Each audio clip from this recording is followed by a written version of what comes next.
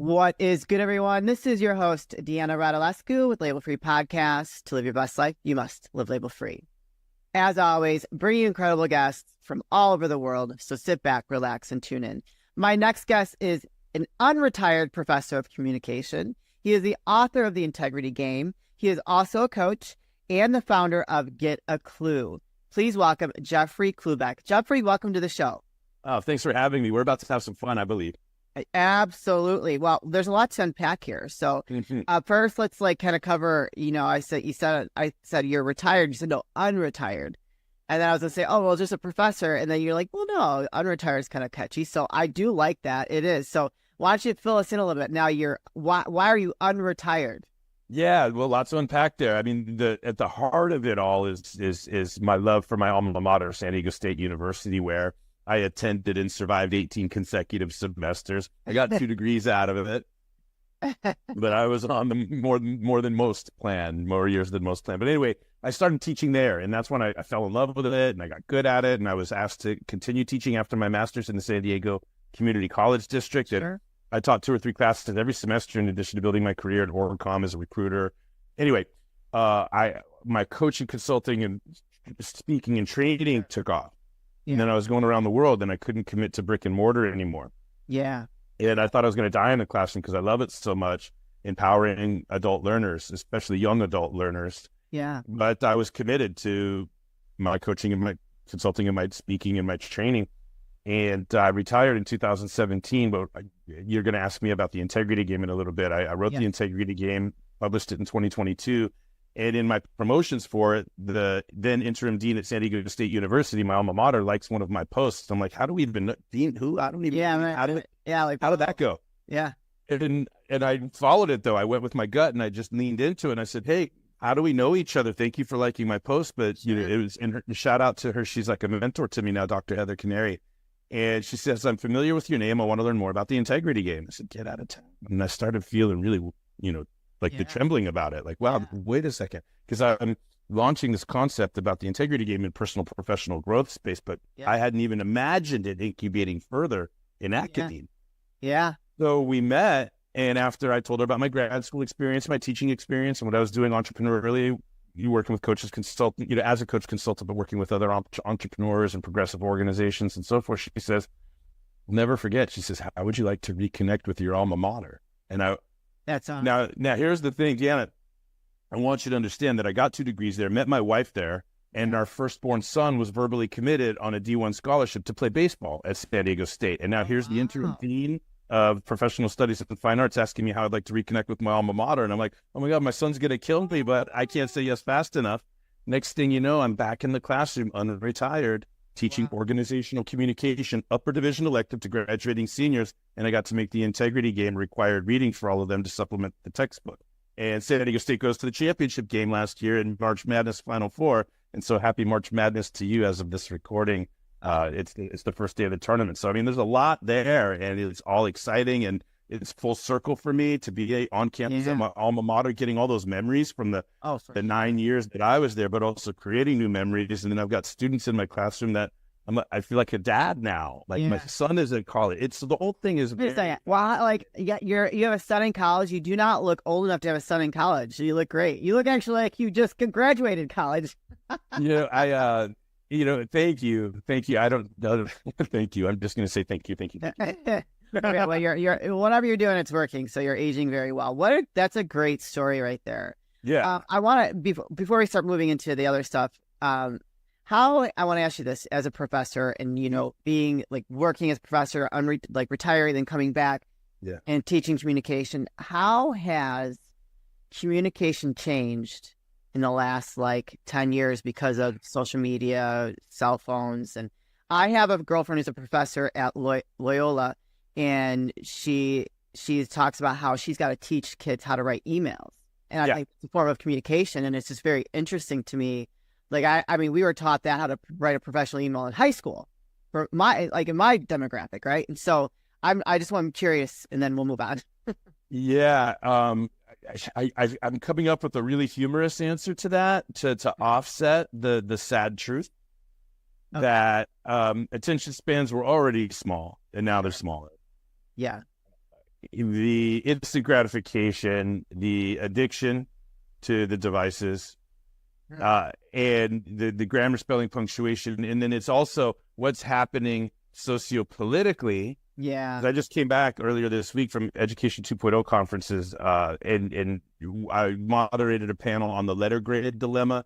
And anyway, so we're talking, I was in conversations about all of this. So let me tell you that the grammar, the spelling, the punctuation is horrible. But one thing we all know as educators, and I'm like quasi, right? I teach my couple classes, but I'm not full-time with all the politics and the administrative. And I come in, do my thing, get out. I'm all about the students, of by and for the students. But I'm still aware of how little funding there is for anything that really impacts the students. And I'm aware of how political and these decisions and the compliance and the all of the stuff. And for me, if the rules don't benefit the students, if you can't tell me exactly how the rule benefits the students, I'm not interested. Right. And so students are pawns in games, and they're caught up in this institutional madness.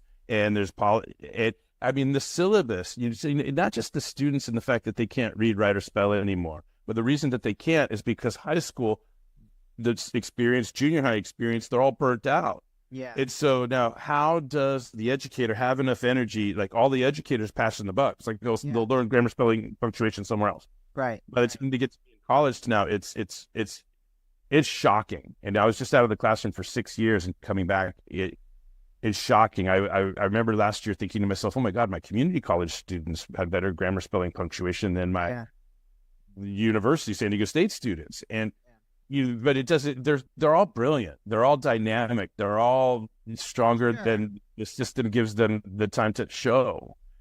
Instructors need to be patient with them, and then we have to adapt to what's really going on. Now, the joke of this all, Deanna, is that they're all going to start growing a third eyeball right here so that they'll protect themselves while they're on their damn phones. Yeah, right, sure. Because evolution, right? So as shocked as we may be about the signs of the times, it's part of an evolution, and everybody's got to adapt. And the last thing that I'll say is my heart goes out for these kids, because like I'm teaching Speech 103 now, it's all freshmen.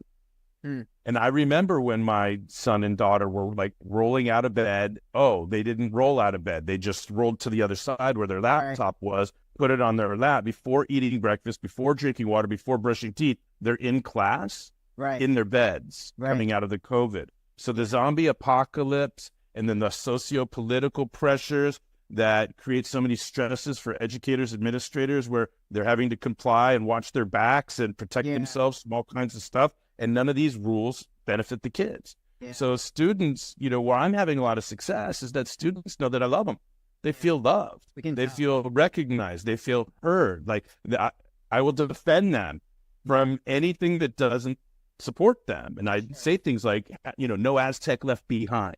Yeah. And I try to use motivational speaking, and anything that I would use on stage at a conference where entrepreneurs are going to invest $30,000 to $50,000 in themselves at the end of the 3-day event. I'm going to use the same techniques in the classroom. Yeah. I like it. I love it.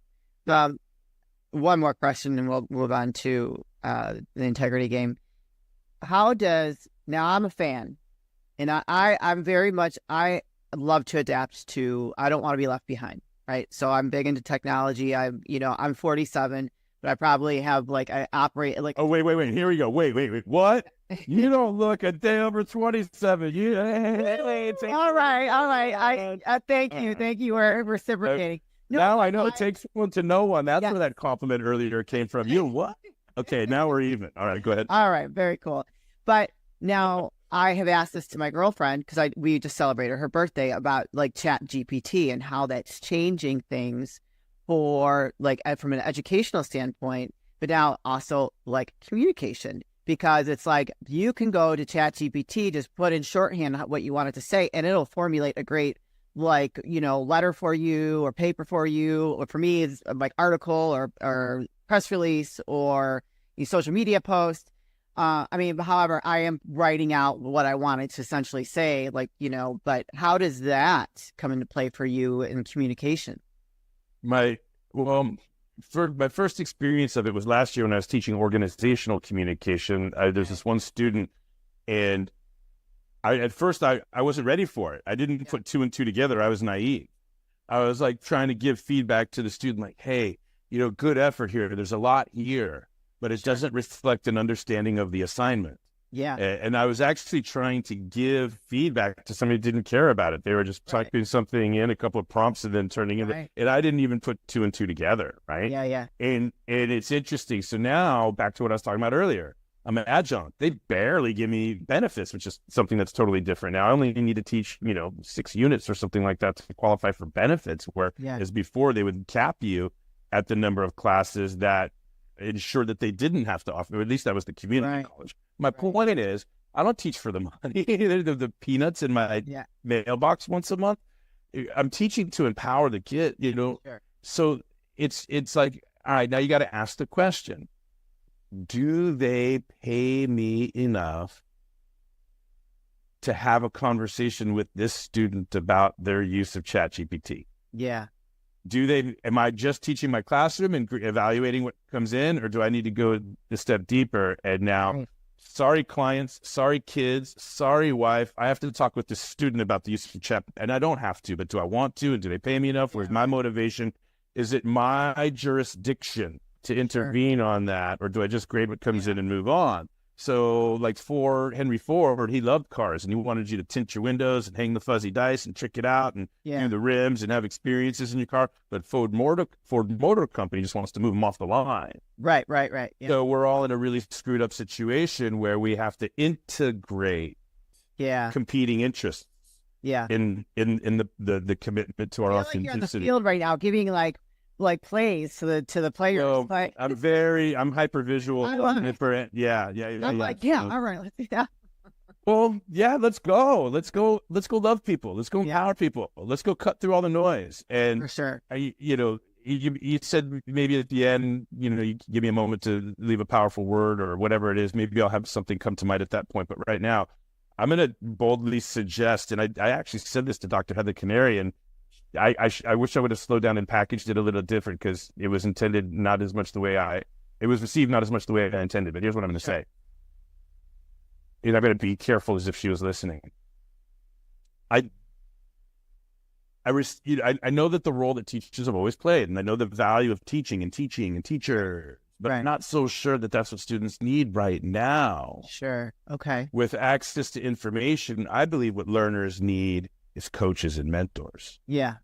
If we can get somebody to love themselves and be seen, heard, and recognized, included, and embraced, they'll run through a brick wall and learn anything. They'll go teach themselves whatever they want. They'll learn with and from each other if they can figure out who they are, why they're here. But our educators taking the time to figure out who their students are and why they're here, or the educators just saying, hey, if you don't follow my rules, you're going to get the red hand. Right. Yeah. It's interesting. It's an interesting sandbox to play in. Very much so. All right. Thank you for answering those questions. So I was just curious about some of those things. I always like to have those thought-provoking conversations, because these kids that are coming out of college, out of school, are our future. And what does that look like for us when we have access to all these? We all carry a mini computer in our pocket. And it's like, for me, like, I think back when I was in school, like, it's just changed dramatically. And it's just like, what does that look like for us in our future? But that could be... You're all about no labels. You're all about out of the box thinking. I teach critical thinking. I'm like one of the first people to teach these 18-year-olds critical thinking. They say, well, what is critical thinking? And somebody will say, I always say, I start off, it's so hard to teach critical thinking because you got to force kids to challenge their own assumptions about right and wrong, good and bad, clean and dirty, civil, savage. Right. So forming their own opinion opposed to what they've been programmed with. Like, always to question what the narrative is. For me, that's it. You just hit it on the head. I'll ask them to start off the conversation. First of all, say, hey, listen, my apologies in advance if I screwed this up. Because teaching critical thinking is one of the hardest things to teach. So will you guys forgive me if I screw up? Right. And they're like, what? And they got their guard down. And I said, all right, well, what is critical thinking? And somebody will say, thinking outside the box. I'm like, okay. And then somebody will nod. I'm like, oh, what? She took your answer? Okay, great. Yeah. But then I slow down when I've got them in the palm of my hand. Yeah. I say, so what's the box? Right. Yeah. If critical thinking is thinking outside the box, then what's the box? And I think you said it, Deanna, just a second ago. It's unquestioned information. Information that comes along that doesn't receive a question is the box. Yeah. So I'm loving this interview. Yeah, for sure. Hi, guys. This is your host, Deanna Radulescu with Label Free Podcast. I'm here to share another exciting partnership with you. I have joined forces with doTERRA. They are the leading provider of high-quality essential oils. I've got some here I like to consume, the ones that are consumable. So like sweet orange is really great. I also really, really love their toothpaste. Natural whitening and just kind of really helps clean your mouth. You know, we do carry a lot of germs in our mouth, but I've loved this toothpaste. I've ordered it many times. These are some supplements. Here is the Lifelong Vitality Pack. Really great products, high quality products. Definitely recommend it. I also really love the collagen. NMN is a proven anti-aging product. So the collagen and the NMN together is a real game changer. I'm big into collagen. I believe it. I've been taking it for like 20 years before it's even gotten so popular. And that's probably why I maintain my skin elasticity, my hair and nails. I highly recommend checking out doTERRA if you're a fan of high quality essential oils. Not all essential oils are created the same. Go click the links in the description, sign up, or take advantage of one of my bundles that I'm recommending to you with the toothpaste, also the cleaning products and the supplements. So you guys, thank you so much for tuning in. We really appreciate you, and stay tuned for more to come. Sure. Okay, well, I love the title of your book, The Integrity Game. I feel like as society kind of progresses here, especially the last couple of years, we're lacking integrity in a lot of things. So what does this book mean for the consumer? Okay. Well, first of all, it's in the mind of the beholder, isn't it? Like, yes. Show me the consumer and let me talk with them for an hour, and I can tell you what meaning they might make of it.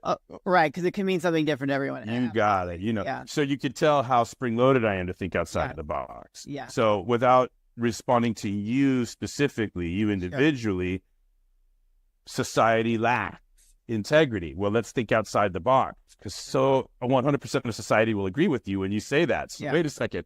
100% of the people that I just say lack integrity would agree with me when I say it. So we got to get outside of this box. Different things, right? There's integrity in you handle yourself professionally, in your family life, personal life. Like there's different levels of integrity in everything that we do. Yeah, context determines what's expected, what's appropriate, what's effective. Right. So let's put it on the board. I'm going to come back to that. Okay. Let's stay outside of the box, because this is the very first thing I'm trying to do with the integrity game is shift our thinking around it. Okay. Okay. So and I just did this earlier this week, and when I'm doing keynotes and presentations and conferences, I'll play the integrity game. Yeah. And I'll ask the audience after I introduce myself, I believe soft skills make strong leaders, teams, and orgs. How many of you believe you have integrity? Guess what happens? How many? Raise your hand if you believe. 100% of the hands go up. And I say, hang on, all right, now wait. Oh, left hand, I'm sorry. Raise your right hand and repeat after me. I do solemnly swear not to shoot the messenger in 37 minutes. Yeah. Because by the end of this keynote, I'm going to ask you again. And I don't know if all of you are going to raise your hand. I don't know if you raise your hand so quickly, but hang on. Right. I don't want to offend anybody. I want good ratings. I want to be invited back for another keynote next year. So what if? Right. Yeah. And so here's what I've learned, found, discovered, proven. I can ask 100 audiences with 100 or more people, like a million. What is integrity? I'm always going to get two answers. I'm never not going to get these two answers. Sometimes I might get a third answer, fourth answer, but these two are always there. You're going to know what they are. Ready? Number one? Yeah. Be your word. Yes. Do what you say you're going to do. Okay? Let's pin that on the board. Number two, do the same thing when nobody's watching as you would when somebody's watching. All right? So do the right thing when nobody's watching. Right. Pin those on the board. Okay? Now, Deanna, what I like about those two, okay, is that in both cases, are you ready? This is the thought leading. You tell me if I'm doing a good job here, because it's what I want to do. I don't know, so far, yeah. I don't know if I'm doing it, but this is what I hope is thought leading. In both of those scenarios, both of those understandings of what integrity is, be your word and do the right thing regardless of who's watching, there is, are you ready? I'm slowing down for this. There is an integration. For sure. There's a coming together of two or more things. Over here, it's word with behavior. We integrate our word with behavior when we do what we said. And over here, we're integrating behavior with some moral compass. Right. And like you said earlier, that moral compass can shift from context to context to context. You know, my morals may shift if I'm in church or synagogue versus if I'm in Capitol Hill or if I'm in a classroom or if I'm on stage. My morals, my values, it may be, right? But I'll come back to that in a second. So despite the fact that they start with the same 6 letters, nobody uses the word integration in their answer. Right. Because that would just be neutral and objective, right? Integrated or not integrated, together or not together, right? But what we want to cling to is judgmental. You weren't your word. You didn't. Right. And no offense, I'm not blaming you, but I'm going to quote you. Sure. Society lacks integrity. That's a judgment on some level, right? Now, I know that you're not a judgmental person. No, not at all. You're observant, right? Yeah. But what I'm trying to take, I want to take the judgment vibration out of it. Okay. It just make it, and look, am I holding the pen or not? I'm holding it. No, I'm not. It's not good or bad or right or wrong. Right. It's just together or not together, integrated or not. Now, the other thing I like about those two answers, word with behavior and behavior with values, is guess what? Behavior shows up in both equations. Sure. Absolutely. So behavior is the evidence of our integrity. But we all judge ourselves by our intent. Well, I didn't mean to. Well, I was just trying to. Well, I wasn't going to. Well, then the rest of the word's judging our behavior. And guess what? We're judging everybody else's behavior when we could be judging them by their intention. Maybe that would soften the blow a little bit. Yeah. I've asked my students, how many of you have ever told yourself, I want to offend that person right now, and the next behavior that I engage in is intended to offend that person, and nobody raises their hand? Sure. Yeah. Now I say, well, how many of you have ever been offended? And they all raise their hand. I'm like, so the math doesn't add up, does it? Nobody's ever offended anybody purposely, but everybody's been offended. So what's happening is the world is taking offense. Yeah. Where none is intended. Right. All right. So where's the integrity there? Right. Okay. But so you understand the two things I like about these answers. Number one, I get to shine a light on integration and try to eliminate the judgmental vibration. And number two, I get to shine the light on our behavior rather than our intents, our excuses, our self-talk, or I didn't mean to. Right. All right, so we're getting closer to non-threatening accountability. That's what the whole point is. If I can make accountability non-threatening, I can change the world. Yeah. And that's what the integrity game at a high level is trying to do. Now, are you ready to have some fun? Yeah. Want to know what I don't? Let's go. You know what I don't like about these two answers? What's that? Well, be your word. What if I said to myself or anyone that I was going to, I always use this example because, anyway, what if I said I was going to drink 18 beers before our podcast interview today, and then I drank 18 beers before our podcast interview? I will have done what I said I was going to do, but could I claim integrity? We both know the answer is no. Unless we're being creative and saying, well, Jeff, if your purpose in life is to test your functional alcoholism while still promoting yourself, then maybe. But come on. I don't think that's a good example of having integrity, though. No. All right. If I said I was going to sleep on the couch 20 out of every 24 hours for a month straight, and that I did that, I will have done what I said I was going to do, but I can't claim integrity. If I said I was going to get in the car and drive into the first pedestrian I saw, and then I did that, I will have done what I said I was going to do, but I can't claim integrity. So be your word is good, but it's not enough. The only reason that people stop there is so that they could judge other people for not being the word instead of look within to their own. Right. Yeah. Okay. Now, on the other side of the equation, do the right thing when nobody's watching. What the hell is the right thing? If you find out, will you let me know? Doesn't it change from context to context? Right? It does, but I think there's a certain moral code that we should all be living up to, and I think that there's an underlying expectation of what that means. Well, if I'm a fan, if there was a universal moral code where we all agreed to don't lie, don't cheat, don't steal, and then call the rest whatever the hell you want, no labels. Right. Right. Mm-hmm. Can we just all agree on that? We'll say, no, in the name of this, it's okay to lie. In the name of this, it's okay to steal. In the name of this, it's okay to cheat. In the name of this, it's okay to... Right. We can't even agree on who our president is. You want to tell me what's right or wrong in any given situation? Yeah. Now, let's make it softer than that, than the heaviness, okay? How many of us would agree, don't lie, never lie, ever? Unless you have kids and you want to put an elf on your shelf for 26 days to guilt them into good behavior. Then lie the hell out of them. Yeah. How many of you have integrity? We all know we're... Right? If I don't know, can that be edited out? Anyway. No, you can swear. It's fine. Yeah, well, we're all full of shit, okay? Right? We're all full of shit. And, I didn't write this book because I'm the expert on integrity. I wrote the book because I want more in my life. I'm just inviting everybody to play along. Sure. I've made a commitment to having more in my life. right? Yeah. So the idea is word with behavior, behavior with values, good, gets the party started, but it's not enough. It just keeps us in judgment of others. Yeah. So I created a 10-point model, which become question sets. And I think these 10 things that we want to bring together, 10 things we want to integrate. Yeah. And it's 10 points, which works out great for me because all 10 points on the model are doors into a whole land of personal and professional growth content. Sure. So fantastic for a curricularizer and a content guy and a speaker and a facilitator and a retreat host and all these things that I do, right? Yeah. And plus working with people on public speaking and branding and writing speeches and getting people ready for big stages. I mean, so for me, I can knock on any 10 of these doors and get into a land, a universe of personal and professional growth content, organize and help, right? But the other thing too, back to non-threatening accountability, and I'll pause and catch my breath and okay, is that when you see the 10 points on the model as question sets, now all we got to do is invite people to understand and answer the questions. Yeah. And then I can hold you accountable to your answers. What do you think the right thing is? What do you think is good or bad or right or wrong? You tell me what you think it is. But most people will not answer the tough questions for themselves because then they can be held accountable. It's so much easier to sit back in judgment of others than to look and work within. Yeah.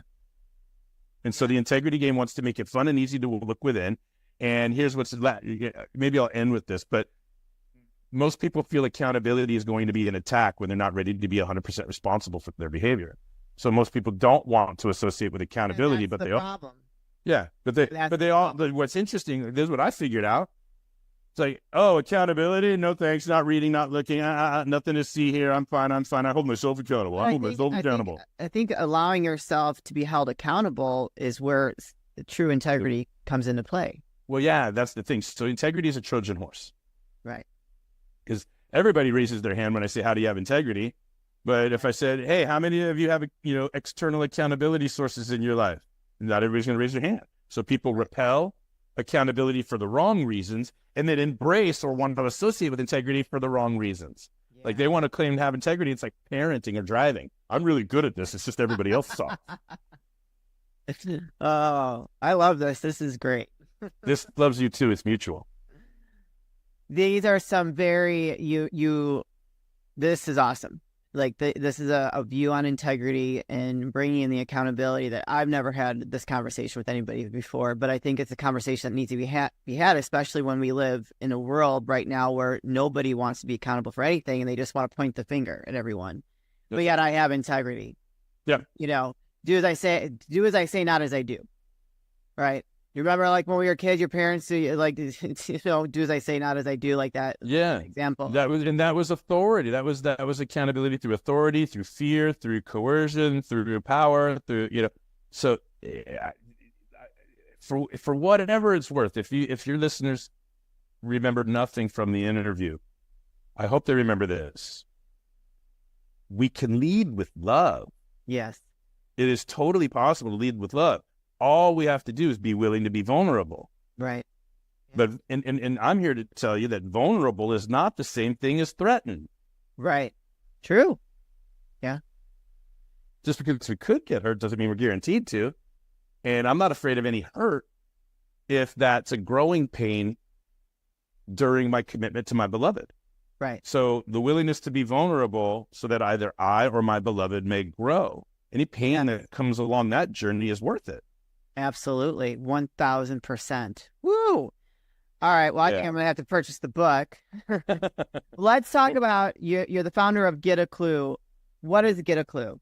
Well, it's just a cheeky little shingle I created, based on my last name, Get A Klu. This is years ago. When I was younger, I started my coaching consulting practice and Get A Klu. It started in high school as like the name of an article I wrote on the sports page. I wanted to write an editorial on the sports page. So I would pick something involved with school, tell somebody to get a clue, get people pissed off. So they would write letters to the editor saying, Mr. Klubeck hasn't considered this and Mr. Klubeck hasn't considered that. And then I would take these letters to the editor down to the pizza shop and say, hey, look, I got a lot of people reading the sports page that wouldn't normally read the sports page. How about a nice little quarter-page ad right here in the corner, right above the letters to the editor? So, I was polarizing and I'm fast-paced, humor-laced, and a little in your face. And I'm not trying to offend you. I'm just trying to engage you in the conversation. I would never know how you feel about how hard your students work on speech and debate and forensics and drama and theater. I would never know how hard they work on this. You wrote in and defended your kids after I suggested that maybe they should be a different style Letterman's jacket. Yeah. So I was, like, hey, I'm a kid. I was 17 years old. I'm like, I'm at the bowling alley and I see, I wrote an article about it. Oh, Mr. Klubeck. Well, good. Yeah. Thank God now the sports page is a voice for you to take a stand and show your kids how much you love it. God, thank you. Yeah, let's do it. Yeah, anyway, so started there. But now isn't that cute? Get a clue? Need some help? Get a clue? I love it. Feeling stuck? Get a clue? And it's just my silly, jokey, jovial self. Back to integrity game. It's a Trojan horse. Yeah. So is all my humor, all my joviality. It's all a Trojan horse. Because guess what? We're thinking really hard about these things, like all the time. How do I be better? How can I improve? What do I need to overcome? What do I need to own? This is tough stuff. Yeah. And so let's just have a good time. And so I call it Klubrication, right? Or, right? Like, if feeling stuck, is it difficult? Feeling some tension? We'll dab a little Klubrication on that, and it'll, make things easier. So get a clue, Klubrication, Clucidity, Happy Clue Year. That's all fun. But that's good for solopreneurs, small and micro business owners, right? Life service professionals, realtors, financial advisors, small firm lawyers. So the integrity game is a better brand. It doesn't have my name attached to it. Integrity game can land in associations and corporates. So basically I'm growing up and I'm growing out of Get a Clue, but I'm always going to keep that brand alive for my jovial self. Gotcha. What I'm invested in right now, my life's work from a career perspective right now is to make accountability non-threatening through the integrity game. I love it. What a great mission. Jeffrey, where can people find you, connect with you, purchase a book, and learn more about everything you got going on? Yeah, so I'm easy to find. Things are growing, but I still answer all my own stuff. So just Google Jeff Klubeck and find me. LinkedIn is really cool. Direct message me through LinkedIn. Connect with me on LinkedIn, and right. When I'm on Facebook, I think we have an Instagram. I haven't gotten around to TikTok yet, but I mean, I'm really easy to find if you Google me. Anybody can send an email to jeff@getaclu.net. GETAKLU. I'm going to offer your listeners, if anybody wants a free copy of the Integrity Game PDF, right? It's just the PDF, but anybody that emails me, I will send them a free PDF of the Integrity Game, but it's available on Amazon.com. It's like less than $15. It's a quick, easy read. It's a parable. It's a made-up story to make it really bite-sized and digestible, because again, we're Trojan horsing this really big mirror we're holding up in people's faces, and we want to find a way to get them to stand in front of it long enough to see that, hey, wait, maybe that's me. But they think they're reading about a hot dog vendor that's not slinging dogs by the end of the book. And, hopefully everybody can identify with the characters and see themselves along the journey. Yeah. It's as you dig deep, it's a pretty, probably a slippery slope for people to go on, they start digging in and like, whoa, See, that's the other thing. I don't call it digging deep. I call it Kluba diving. Well, nobody wants to dig deep. Nobody wants to dig deep, but people will consider a Kluba dive. What the hell that is? Deep. So I like to go deep, and because I think it's that's where you start challenging people's narratives that they have in their mind, and so they can Kluba dive, dig deep, whatever you want to call it. living label free. Jeffrey, this is the part of the show where I like to ask for last words of wisdom or advice. What would you like to leave with us today?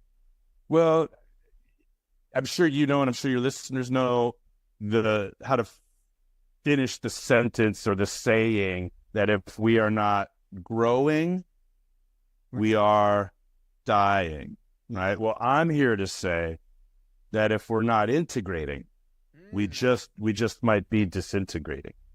Thank you so much for having me on. Yes. Damn, that was good. What an incredible, thought-provoking conversation. Loved it so much. Thank you for bringing this, the integrity game to our knowledge. I think it's a fantastic way to start having the accountability that you're talking about, and I'm definitely going to be reading it myself. So thank you so much for being a guest today. Really appreciate the conversation. I'm sure we're going to impact a lot of lives out there and have them questioning things after this conversation. Yeah, I love what you're doing. I love the stand that you represent for no labels and outside of the box thinking, and all of the layers that we're willing to peel to get to universal truth. So I'm on board, and you're a fantastic host. Thank you for having me. Thank you. All right, you guys, this is your host, Deanna Radulescu with Label Free Podcast. To live your best life, you must live label free. As always, don't forget to subscribe, follow, rate, review, comment, share, all those good things. And I'll be back soon with more dynamic guests.